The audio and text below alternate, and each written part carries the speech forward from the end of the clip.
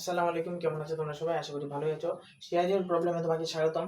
আমরা পর্যায় সারণীর একটা চ্যাপ্টার শুরু করেছিলাম। তো লাস্ট ভিডিওতে আমরা পড়েছিলাম পারমাণবিক ব্যাসার্ধ নির্ণয়। আজকে আমরা পড়বো ইলেকট্রন শক্তি এবং আয়নীকরণ শক্তি। তোমরা যদি ব্যাসার্ধ কিভাবে নির্ণয় করতে হয় তা না জানো, তাহলে তোমরা আমার লাস্ট ভিডিওটা দেখতে পারো। তো আজকে এই ভিডিওটা আগে এখন দেখে ফেলো। সো প্রথমে আমরা পড়বো ইলেকট্রন শক্তি।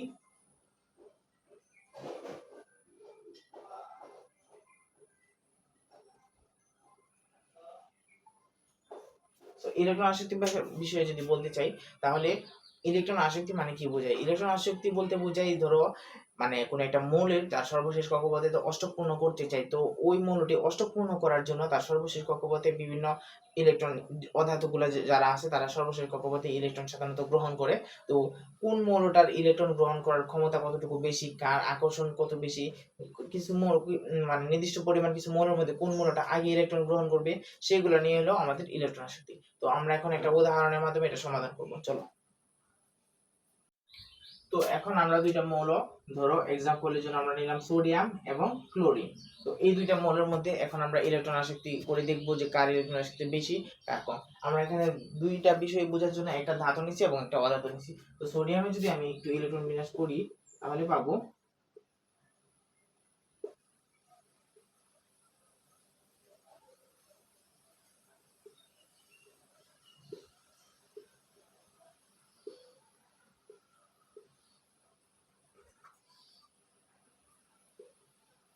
আমরা দুইটার ইলেকট্রন বিন্যাস করে দেখতেছি যে সোডিয়ামের সর্বশেষ কক্ষপথে মাত্র একটা ইলেকট্রন আছে এবং ক্লোরিনের সর্বশেষ কক্ষপথে মাত্র পাঁচটা না, মোট 7টা ইলেকট্রন আছে। তো এখানে নরমালি দেখা যাইতেছে যে ক্লোরিনের সর্বশেষ কক্ষপথে ইলেকট্রন বেশি আছে।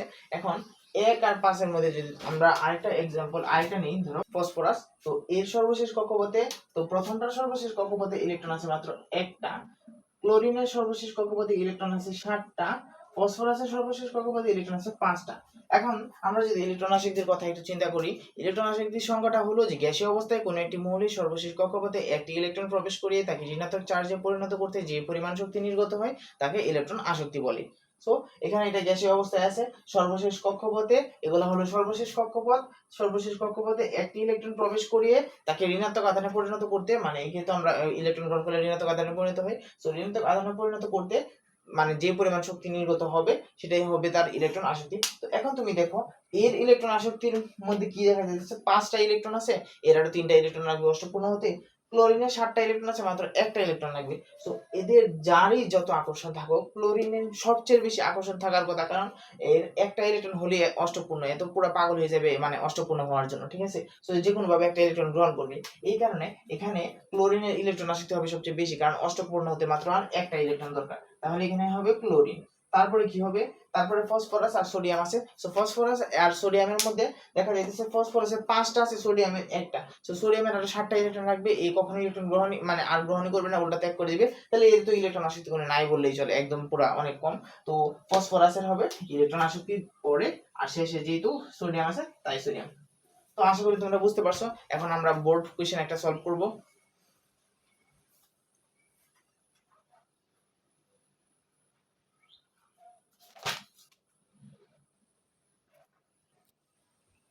তো এখন আমরা একটা বোর্ড প্রশ্ন ট্রাই করব।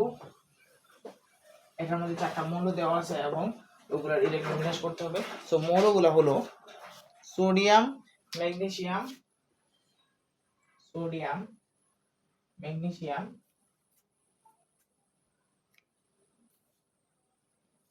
Phosphorus, sulphur. ঠিক আছে? সো ওইগুলো ইলেকট্রন আসক্তি করতে হবে। সো ইলেকট্রন আসক্তি বের করার ক্রম নির্ণয় করার জন্য প্রথমে আমার এগুলোর ইলেকট্রন বিন্যাস করতে হবে। তো সোডিয়ামের ইলেকট্রন বিন্যাস,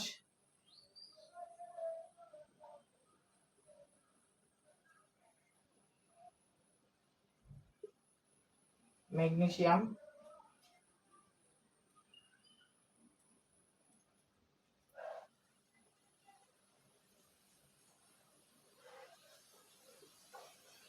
ফসফরাস,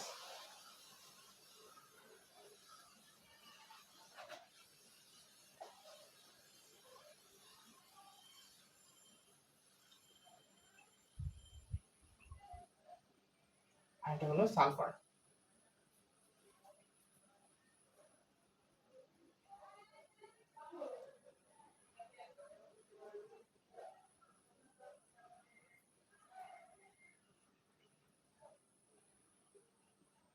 ঠিক আছে। তো দেখা যাচ্ছে আমরা সবগুলো ইলেকট্রন বিন্যাস করলাম। এখন দেখবো যে কার ইলেকট্রনের আসলে আসক্তি বেশি হবে এবং কার কম হবে। সো প্রথমে যদি আমরা সালফার থেকে শুরু করি, তাহলে দেখা যাচ্ছে সালফারের সর্বশেষ কক্ষপথে ইলেকট্রন আছে, মানে তৃতীয় কক্ষপথে এর ইলেকট্রন আছে মোট 6টা। ঠিক আছে। সো এর সর্বশেষ কক্ষপথে ইলেকট্রন আছে 6টা, তার মানে অষ্টক পূর্ণ হতে এর আরো 2টা লাগবে। আচ্ছা, ফসফরাসের সর্বশেষ কক্ষপথে ইলেকট্রন আছে 5টা, তার মানে অষ্টক হইতে এর আরো 3টা লাগবে। তারপরে এর সর্বশেষ কক্ষপথে মাত্র 2টা আছে, তার মানে অষ্টক হইতে এর আরো 6টা লাগবে। আর এর সর্বশেষ কক্ষপথে একটা আছে। ঠিক আছে। সো এর আরো 5টা ইলেকট্রন, আরো সর্বশেষ কক্ষপথে একটা ইলেকট্রন আছে। সো এখন যদি আমরা একটু লক্ষ্য করে দেখি যে ইলেকট্রন আসক্তি হলে গ্যাসীয় অবস্থায় কোনো একটা মৌলের সর্বশেষ কক্ষপথে একটা ইলেকট্রন প্রবেশ করতে যে পরিমাণ শক্তি নির্গত হয়। তো এখন সালফারের সর্বশেষ কক্ষপথে আছে হলো 6টা ইলেকট্রন, তার মানে অষ্টক পূর্ণ হতে এর মাত্র 2টা ইলেকট্রন দরকার। কিন্তু সেই তুলনায় ফসফরাসের কথা যদি চিন্তা করি, তাহলে এর আরো 3টা ইলেকট্রন দরকার। যেহেতু সালফারের 2টা ইলেকট্রন দরকার মাত্র, তাই সালফারের এই ইলেকট্রন আসক্তি অবশ্যই সবচেয়ে বেশি হবে, কারণ এর আকর্ষণ সবচেয়ে বেশি হবে। তো এখানে সবচেয়ে বেশি আকর্ষণ হবে সালফারের। তারপরে কি হবে? তারপরে তো আমরা যদি দেখো ফসফরাসের কথা চিন্তা করি এবং ম্যাগনেসিয়ামের কথা চিন্তা করি, তো ফসফরাস আর ম্যাগনেসিয়ামের ক্ষেত্রে ম্যাগনেসিয়ামের আরো অনেকগুলো ইলেকট্রন দরকার আছে, তো এর ইলেকট্রন আসক্তি আরো কম হবে। কিন্তু এর মাত্র 5টা ইলেকট্রন আছে, মাত্র 3টা ইলেকট্রন হইলেই হয়ে যেতেছে। তো এরপরে আমরা পাবো ফসফরাসের। ঠিক আছে। তারপরে সোডিয়াম আর ম্যাগনেসিয়াম, সোডিয়াম তো কখনো ইলেকট্রন আসক্তি থাকবে না, কারণ এই কখনো ইলেকট্রন গ্রহণ করবে মানে হ্যাঁ কখনো গ্রহণ করবে না, সবসময় ত্যাগ করে দেয়। তো এখানে তারপরে হবে ম্যাগনেসিয়াম, তারপরে হবে সোডিয়াম। এখন তোমরা একটা জিনিস একটু লক্ষ্য করে দেখো, এগুলো কিন্তু একটা পর্যায় সারণী, একটা পারমাণবিক সংখ্যা ধারা অনুযায়ী হয়ে যেতেছে। দেখো সোডিয়াম শুরুতে থাকে, সোডিয়ামের ইলেকট্রন আসক্তি কম, সোডিয়ামের পরে ম্যাগনেসিয়াম, তাই এটা একটু বেশি। পর্যায় সারণীর কথা যদি আমরা যদি এই ইয়াটা তৃতীয় পর্যায়টা চিন্তা করি, সোডিয়াম, তারপরে ম্যাগনেসিয়াম, তারপরে অ্যালুমিনিয়াম, তারপরে সিলিকন, তারপরে ফসফরাস, তারপরে সালফার, তারপরে ক্লোরিন, তারপরে আর্গন। হ্যাঁ, তুমি যদি এই পুরো পর্যায়টা চিন্তা করো, তাহলে তুমি দেখো তোমার এইদিকে যত বাড়তেছে তত ইলেকট্রন আসক্তি তত বাড়তেছে। দেখো সোডিয়ামের সবচেয়ে কম আছিল, তারপরে সোডিয়াম ম্যাগনেসিয়ামের, তারপরে দেখো ফসফরাস আর সালফার আর ফসফরাসের মধ্যে সালফার ফসফরাসের ওই দিকে, ঠিক আছে, ডান দিকে, তাই সালফারে কিন্তু ইলেকট্রন আসক্তি বেশি। তার মানে কি দেখা যাচ্ছে, বাম থেকে তুমি কোনো পর্যায়ে ডানে যদি যাও, বাম থেকে ডানে, বাম থেকে ডানে গেলে ইলেকট্রন আসক্তি বৃদ্ধি পাবে, বৃদ্ধি পাবে। তুমি যত বাম থেকে ডানে যাবা অত ইলেকট্রন আসক্তি বৃদ্ধি পাইতেছে। এটাতে তুমি অনেক ইজিলি এমসিকিউর জন্য বের করতে পারবা, আর পরীক্ষা খাতা সৃজনশীলে তুমি এটা লিখতে পারবা। সো যদি এরকম হয় যে বাম থেকে ডানে গেলে ইলেকট্রন আসক্তি বৃদ্ধি পাবে, তাহলে উপর থেকে নিচে গেলে কি হবে?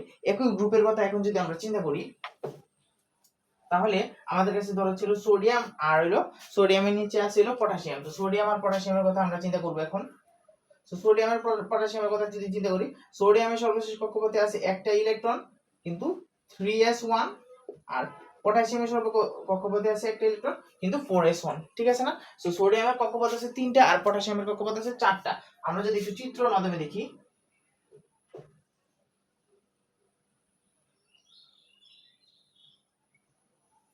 এটা হলো সোডিয়াম,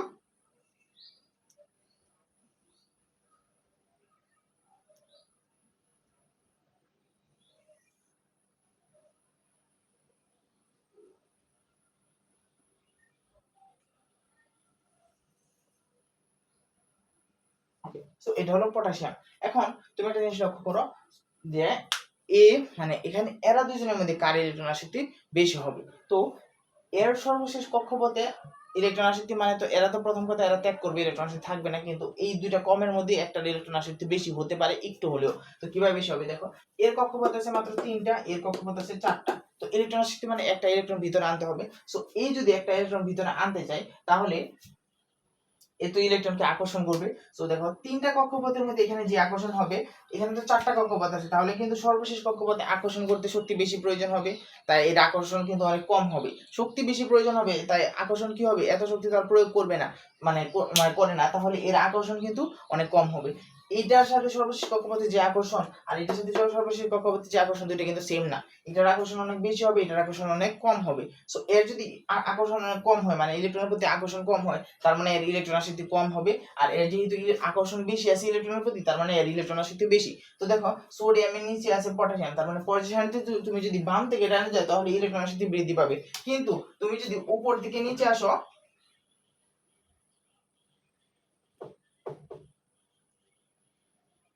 তাহলে ইলেকট্রন আসক্তি কমবে। আশা করি বুঝতে পারছো, অনেক ভালো করে বোঝানোর চেষ্টা করছি। সো তোমরা এরকম গাইডে অনেকগুলো আছে, ইলেকট্রন শক্তি, আয়নীকরণ শক্তি, এগুলো কিন্তু বোর্ডে অনেক বেশি বেশি আসে।